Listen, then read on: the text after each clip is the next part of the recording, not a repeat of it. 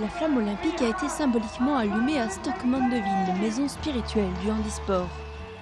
C'est ici que le neurologue allemand Ludwig Guttmann a organisé les Jeux mondiaux des chaises roulantes et des amputés, ancêtres des Jeux paralympiques, en 1948. Il dirigeait le centre des blessés de la moelle épinière, fondé après la Seconde Guerre mondiale pour les rescapés du front. Il a mis au point une thérapie de rééducation des patients par le sport. Sa fille, Eva, se souvient des Jeux de 1948. Pour les tout premiers Jeux, il y avait deux équipes, celle du centre des blessés de la moelle épinière de Stoke-Mandeville et celle de la Star and Garter Home de Richmond. 14 concurrents en fauteuil roulant ont participé à la compétition. 12 ans plus tard, Guttmann réussit à convaincre les organisateurs des Jeux olympiques de Rome d'autoriser 400 athlètes en fauteuil à participer aux Jeux paralympiques.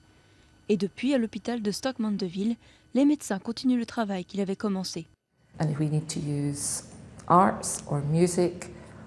Si on a besoin d'utiliser l'art, la musique ou le lancer de javelot, on inclura ça dans la thérapie de rééducation, en partie parce que ça rend les malades plus forts et ça leur donne un objectif à atteindre, mais c'est surtout quelque chose qui va leur rester quand ils quitteront l'hôpital, et ils peuvent choisir de continuer cette activité en tant que loisir ou d'en faire une carrière, c'est leur choix après tout.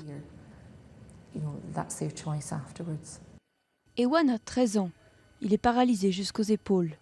Passionné de boccia, la pétanque adaptée aux handicapés, il suit les Paralympiques avec intérêt. Et il a le droit d'y croire, beaucoup d'anciens patients de Stoke-Mandeville sont devenus des athlètes paralympiques.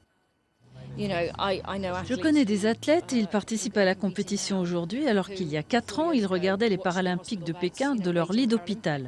C'est important qu'on continue de parler de ces histoires-là pour dire « Hey, si tu te casses le dos, c'est pas cool, mais c'est pas forcément la fin du monde ». Personne ici n'a oublié l'héritage de Ludwig Guttmann. Et cet héritage est mis à l'honneur aujourd'hui grâce aux Paralympiques de Londres, avec notamment l'une des deux mascottes, appelée Mandeville.